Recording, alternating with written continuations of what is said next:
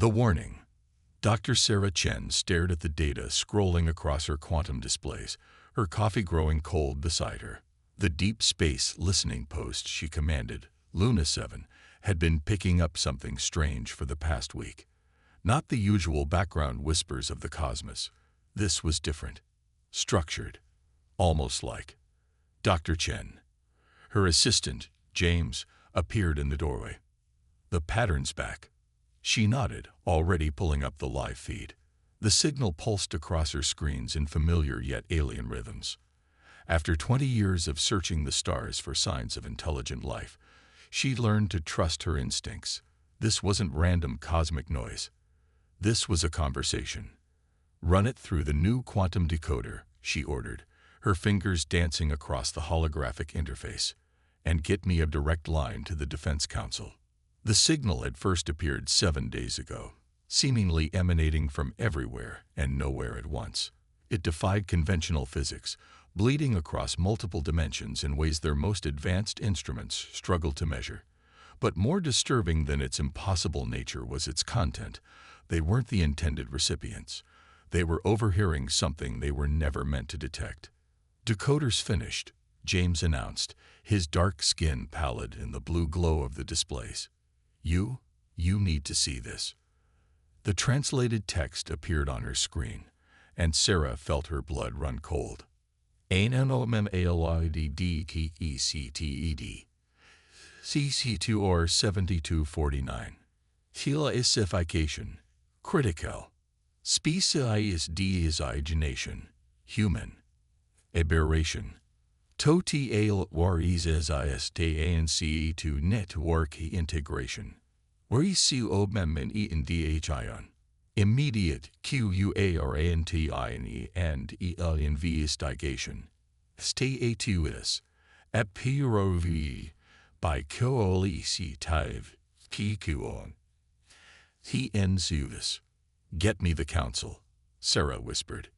Now. 12 hours later, she stood before the United Earth Defense Council in their underground chamber beneath Geneva. The assembled leaders of humanity watched in silence as she presented her findings. "The signals we've intercepted suggest we're dealing with a vast civilization, or rather, a collection of civilizations that call themselves the Collective," she explained. "They appear to communicate through some form of faster-than-light telepathic network that spans their territory. And they've just discovered us." "Discovered us?" General Santos leaned forward. "We've been broadcasting our presence for over a century." "Yes, but they weren't looking for radio waves or conventional signals," Sarah continued. "They were scanning for something else. Mental signatures, consciousness patterns. And what they found, or rather didn't find, has them deeply concerned." She brought up a holographic model of the galaxy, with a vast interconnected web of light spanning nearly half its width. "This is their network, their civilization. Every species they've encountered has been naturally telepathic to some degree, able to join their collective consciousness. Every species except us." The room erupted in murmurs. Council President Chen raised her hand for silence. "You're saying our inability to communicate telepathically is what's drawn their attention?" "More than that," Sarah replied. "The intercepts suggest they consider our silence to be impossible, a violation of what they believe to be universal laws of evolution. In their experience, all intelligent life develops along a path toward collective consciousness. We're an aberration. Are we in danger?"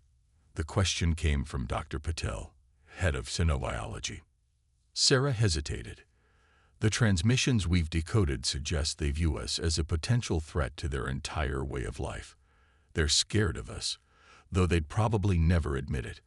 Our very existence challenges their fundamental understanding of consciousness and intelligence." "How long do we have?" President Chen's voice was steady, but Sarah could see the tension in her shoulders. "Based on the communication patterns, they're already mobilizing a first contact team. But it's not really first contact.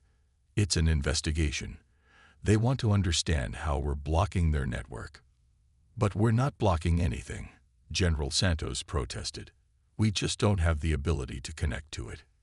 "Exactly," Sarah said. And that's what terrifies them. In all their history, spanning thousands of species across half the galaxy, they've never encountered a truly independent consciousness. Every mind they've met has been part of their network or capable of joining it. Then they find us, 7 billion minds thinking and dreaming in complete isolation from their grand collective. She brought up another display, showing the signal patterns they'd intercepted. They're coming to study us, yes, but these transmissions suggest they've already reached a conclusion. We're either broken and need to be fixed, or we're a threat that needs to be contained. President Chen stood, her expression grim. How do we prepare for contact with a civilization that sees our fundamental nature as a crime against their universe? Sarah looked around the room, at the leaders of Earth gathered to face this unprecedented challenge. We start by understanding our greatest perceived weakness might actually be our greatest strength. They think we're isolated, cut off from their network of shared consciousness. But maybe we've evolved past the need for such a network. Maybe our silence is actually the next step in cognitive evolution. And if they don't see it that way, General Santos asked, then we need to be ready. Sarah replied, because the collective is about to discover that humanity's greatest gift isn't our ability to connect to their network. It's our ability to think, dream, and fight as individuals united by choice rather than biological necessity. President Chen nodded slowly. Begin preparations. If they're coming to study us, they're going to learn that humanity's silence speaks volumes. As Sarah left the council chamber, her quantum pad chimed with new data from Luna 7. More signals, more transmissions. The collective was mobilizing faster than expected. Humanity had perhaps weeks to prepare for an encounter that would either reshape their understanding of their place in the cosmos or plunge them into a conflict unlike any they'd faced before. The silence of Earth's collective consciousness was about to make a lot of noise. Mind and matter. The collected ship emerged from faster-than-light travel like a thought materializing into reality. Dr. Sarah Chen watched from Luna 7's observation deck as the vessel approached Earth orbit, a massive construction of crystalline matrices and flowing metal that seemed to ripple with its own consciousness. Unlike human ships, with their rigid lines and practical designs, this vessel looked almost organic, as if it had grown rather than been built. Magnificent, isn't it? Dr. Petal stood beside her, his research team already gathering data on the alien vessel. Their technology appears to be an extension of their telepathic network. The ship itself might be partially conscious. Sarah nodded, but her attention was on the streams of data flowing across her neural interface. The quantum detectors were picking up massive amounts of telepathic activity from the ship, a chorus of minds singing in frequencies that human consciousness couldn't naturally access. They're scanning us, she announced, watching the patterns shift, or trying to.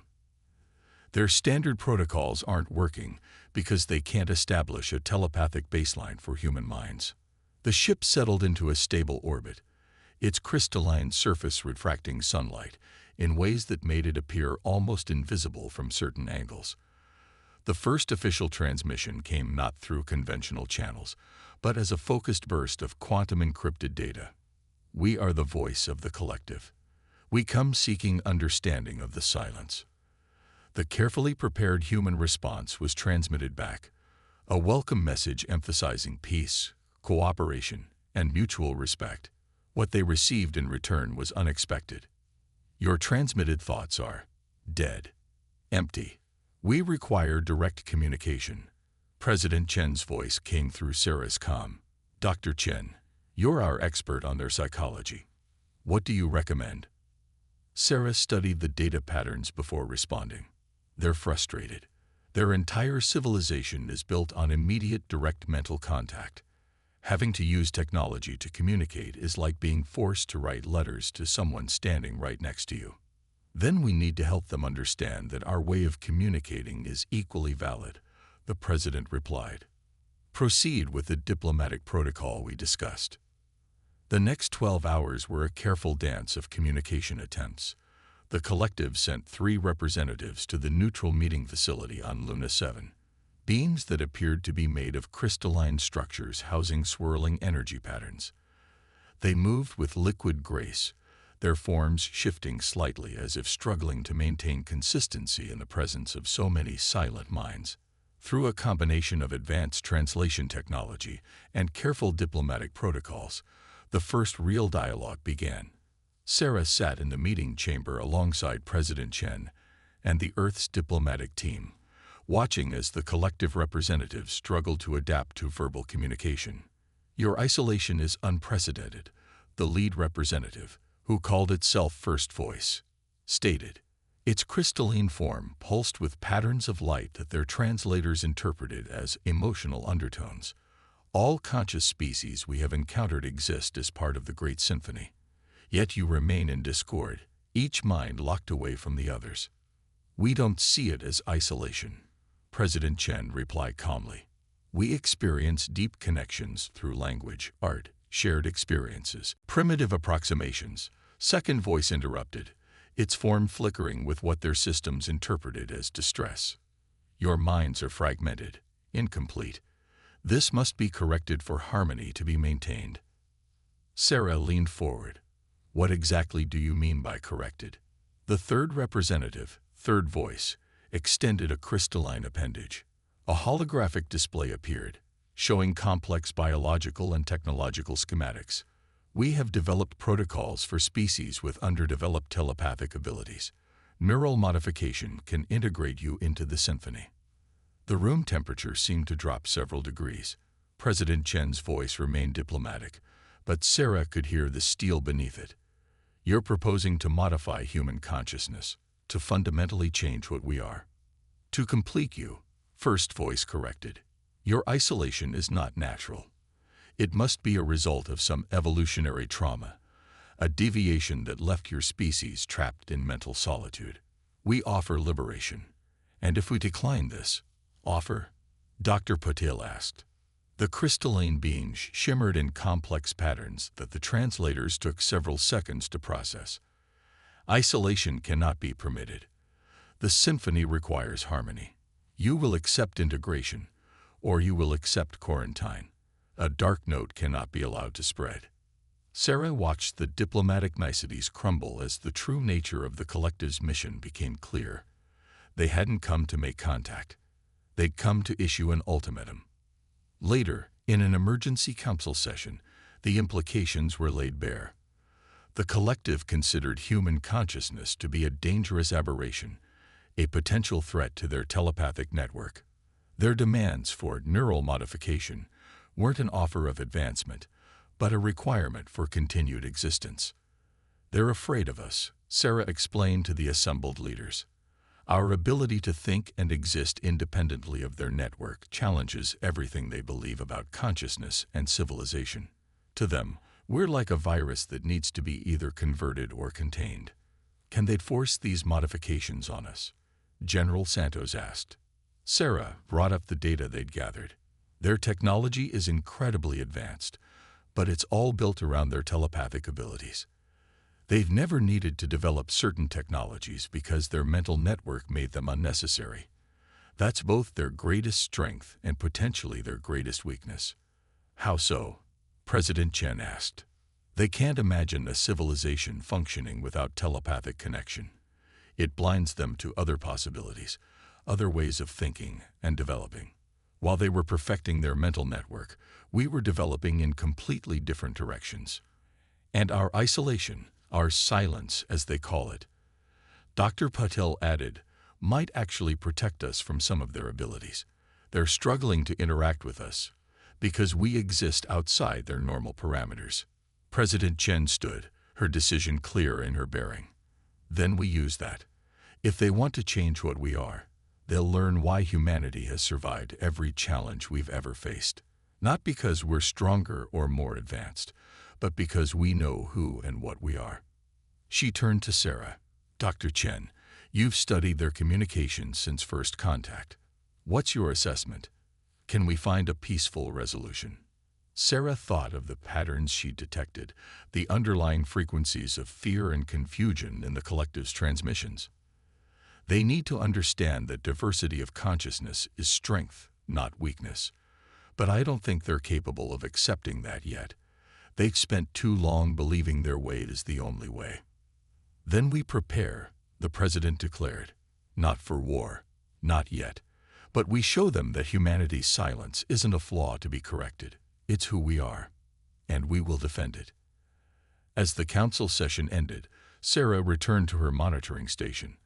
The collected ship hung in orbit like a beautiful, deadly reminder of the choice humanity faced. Surrender their unique consciousness to join the symphony, or face the consequences of remaining silent in a galaxy that feared what it couldn't connect with. The next movement in this cosmic symphony would be humanity's to compose, the silent defense. Dr. Sarah Chen hadn't slept in 36 hours, but the discovery on her screens made exhaustion irrelevant. She replayed the sensor data again, watching as the patterns emerged from the quantum noise. Next to her, Dr. Patil leaned forward, his eyes wide. "It's not just that we're silent," he whispered. "We're absorbing their signals." The holographic display showed the telepathic emissions from the collected ship, now joined by 3 more vessels that had arrived over the past week. But where their scans had previously shown human minds as empty voids in the telepathic spectrum, they now revealed something far more interesting. Human consciousness was actively dampening the collective's mental broadcasts. Not absorbing, Sarah corrected, adjusting the quantum filters. Canceling. Like waves meeting in perfect opposition, our neural patterns naturally generate an inverse frequency to their telepathic field. The implications were staggering. Humanity wasn't just immune to the collective's mental network, they were its antithesis. Every human mind was unconsciously generating a field that disrupted telepathic communication in its vicinity. President Chen took the news with characteristic composure. The emergency session of the Defense Council gathered in a chamber specially shielded from potential telepathic surveillance. "Can we weaponize this effect?" General Santos asked, ever the strategist. Sarah shared a look with Dr. Patil before responding. "We already have the prototype. That's the other part of our discovery." She gestured, and a new hologram appeared, a detailed scan of her own brain activity. Once we understood the mechanism, we found we could consciously control it, amplify it. The demonstration that followed changed the course of human history. Sarah stood in a shielded chamber, connected to an array of sensitive instruments. On command, she focused her consciousness in the way they'd discovered, not pushing outward like the collective's broadcasts, but drawing inward, creating a deeper silence. The effect was immediate.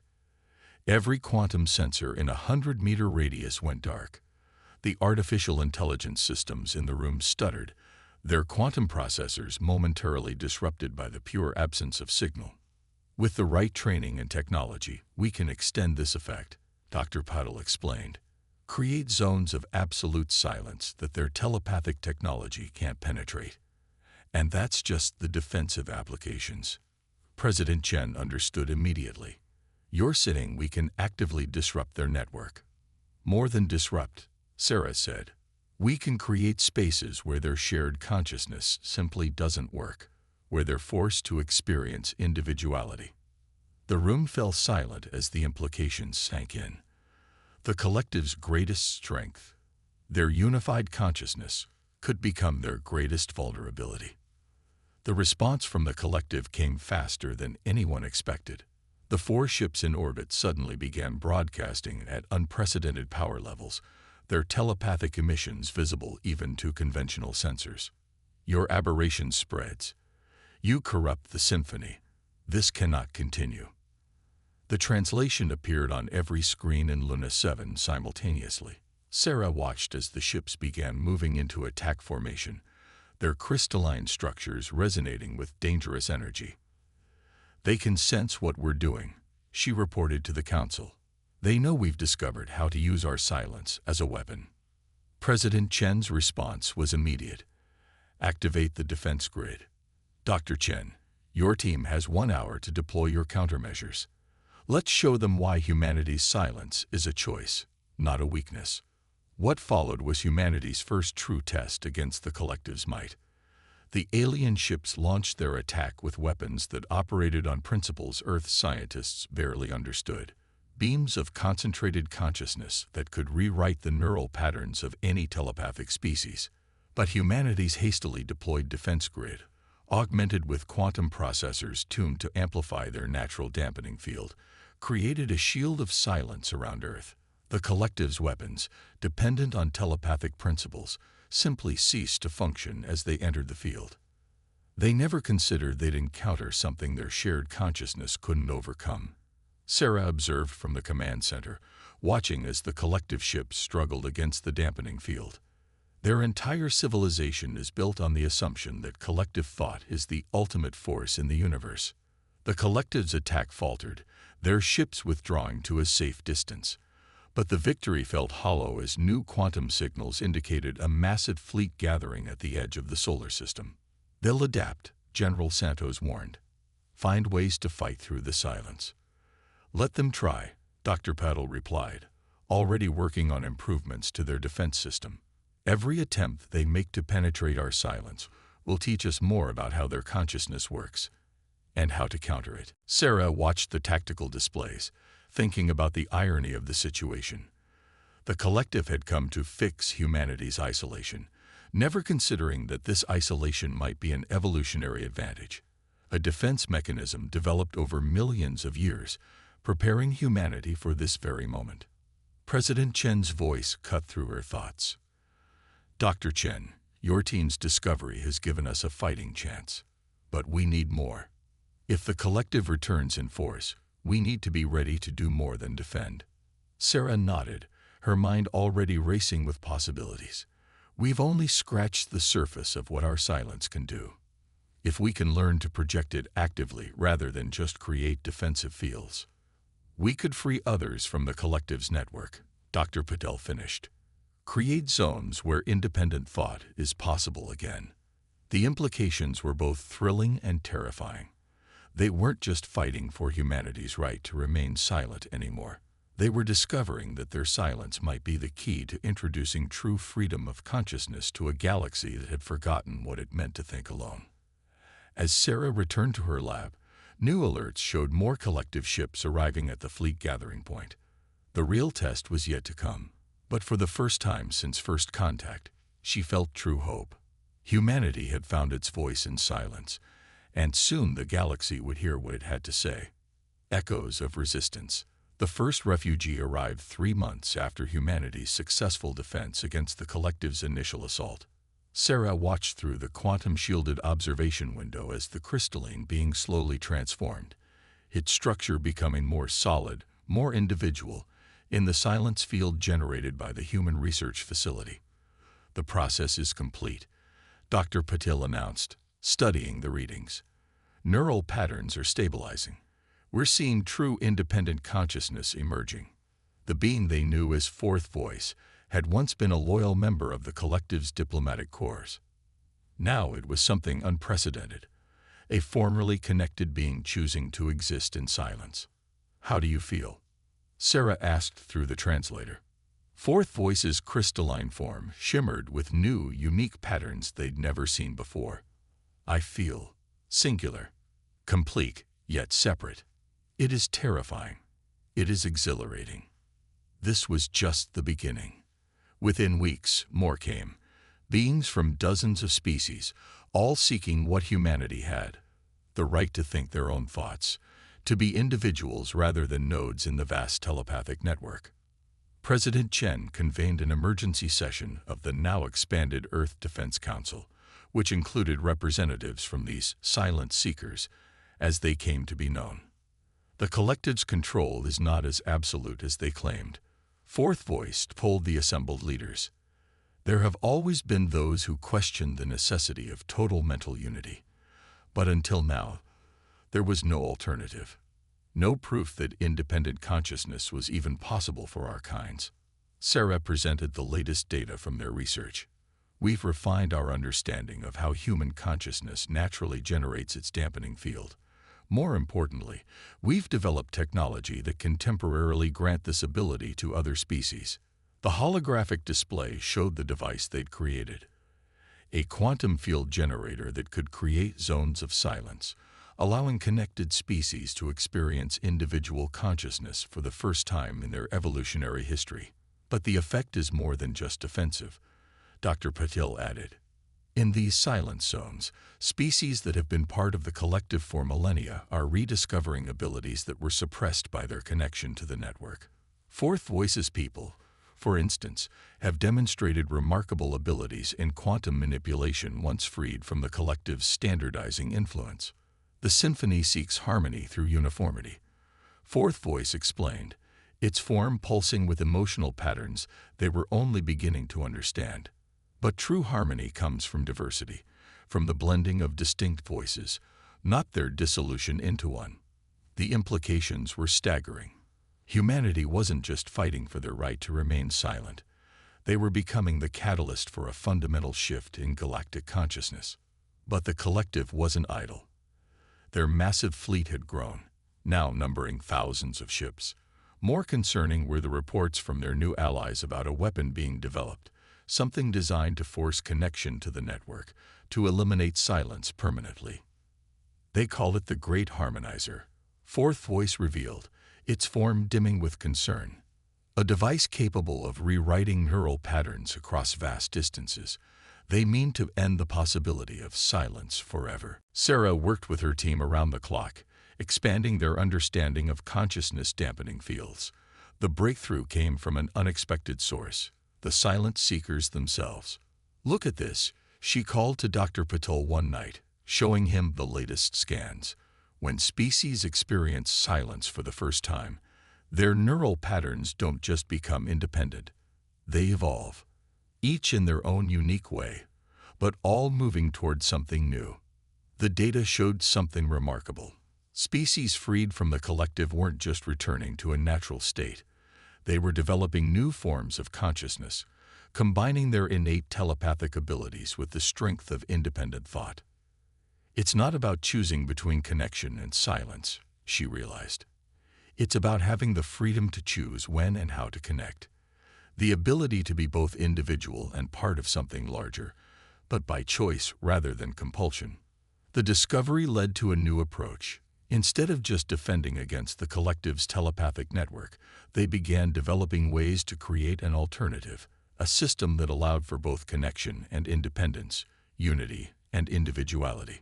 Fourth Voice proved invaluable in this effort, its unique perspective helping bridge the gap between human silence and collective consciousness.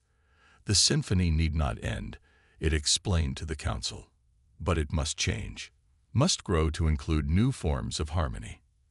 The first test of their new system came when a collective scout ship strayed too close to Earth's defense perimeter. Instead of just creating a zone of silence, they broadcast something new, a field that offered choice. The ship's crew experienced, for the first time, the possibility of connection without submission. The response was immediate and dramatic. The ship's crystalline structure began to shift, its crew choosing to accept this new way of being. More importantly, they began broadcasting their experience back to the collective's network. We've given them something they never knew they wanted, Sarah told President Chen as they watched the ship's transformation. The ability to be themselves and still be part of something greater. But even as they celebrated this small victory, the quantum sensors detected massive energy signatures from the collective's fleet. The Great Harmonizer was nearly complete. They'll try to force uniformity before choice can spread, Fourth Voice warned. The next battle will determine not just humanity's fate, but the future of consciousness itself in this galaxy. Sarah looked at the tactical displays, at the growing number of silent seekers choosing Earth's protection, at the data showing the evolution of consciousness in silence. They had started this journey fighting for humanity's right to remain silent. Now they were fighting for something far greater, the right of all beings to choose their own path to harmony.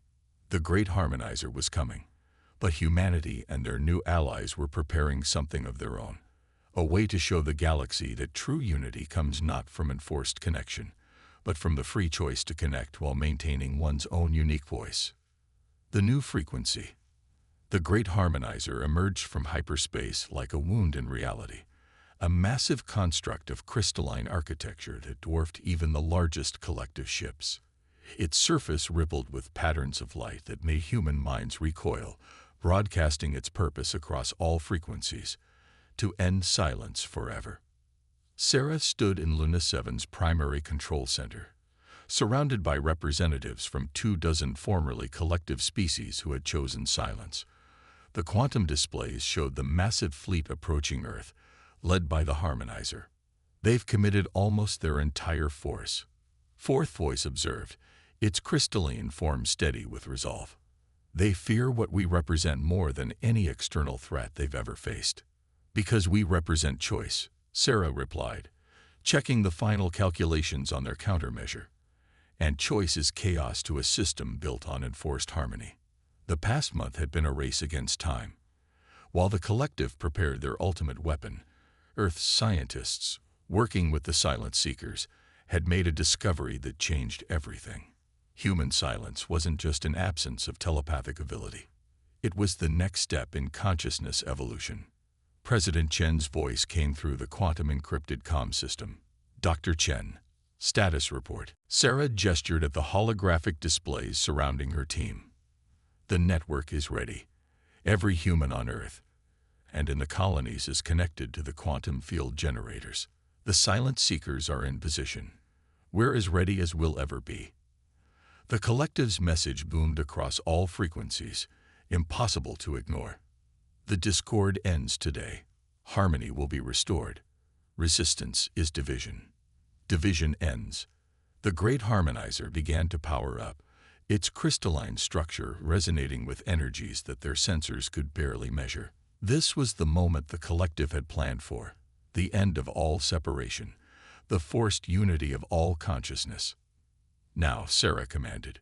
Across Earth and throughout the solar system, millions of human minds focused in perfect synchronization, not reaching out, but drawing in. The silence that was humanity's natural state deepened, strengthened, became something new.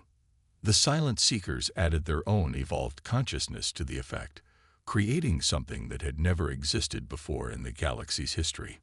The quantum field generators amplified this combined consciousness, creating not a network of forced connection like the collectives, but a field of protected individuality. A space where each mind could choose its own level of connection while maintaining its unique identity. The great harmonizer fired. Its wave of forced consciousness struck Earth's new field, and something unexpected happened. Instead of overwhelming humanity's silence or being canceled out by it, the two forces began to interact in ways that neither side had predicted. "Look at the patterns," Dr. Patel called out, his voice filled with wonder. The quantum displays showed something extraordinary. The collision of forced harmony and chosen silence was creating a new type of consciousness altogether. The harmonizer's beam, designed to enforce connection, was being transformed by humanity's field of choice. As it reflected back toward the collective fleet, it carried with it not the death of silence, but the birth of true harmony. Fourth voice's crystalline form, pulsed with unprecedented patterns. They're feeling it. For the first time in our history, the collective is experiencing connection with choice, unity with individuality. The effect spread through the collective fleet like ripples in a cosmic pond. Ships began to transform as their crews experienced something they had never known was possible: the ability to be both one and many, connected and individual, all at the same time. This is what we were meant to discover, Sarah realized, watching the data stream across her displays. Not just the power of silence or connection, but the strength that comes from having the freedom to choose between them. The great harmonizer's beam faltered, then transformed. The massive construct, built to enforce uniformity, became a conduit for a new kind of consciousness that spread rapidly through the collective's network. Across the galaxy, species that had been bound in enforced telepathic unity began to experience the possibility of choice. First Voice's transmission came through, different from any previous communication. I understand now. The symphony is not weakened by diversity. It is strengthened by it. In the days that followed, the galaxy underwent a transformation. The collective didn't end, but it changed, evolved. The network that had once enforced unity became a medium for chosen connection. Species could maintain their telepathic links while preserving their individual identities, creating a harmony far richer than enforced uniformity had ever achieved. Earth became not the silent rebel, but the birthplace of a new understanding of consciousness. The silent seekers who had sought refuge there became bridges between the old way and the new, helping species navigate the challenge and joy of chosen connection. Sarah stood with fourth voice in Luna 7's observation dome, watching the transformed collective ships prepare to depart Earth's space. The crystalline vessels now pulsed with unique patterns while maintaining their shared purpose, unity through diversity rather than uniformity. We feared silence because we thought it meant the end of connection. Fourth voice said, "We never imagined it could mean the beginning of true harmony." "That's the paradox," Sarah replied. "Sometimes you have to be alone to understand why connection matters. You have to know silence to truly appreciate the symphony." As Earth's defenders stood down and a new era of galactic civilization began, humanity's greatest perceived weakness had become its greatest gift to the cosmos. Not the ability to remain silent, but the wisdom to know when to be silent and when to join the cosmic symphony, always by choice, never by force.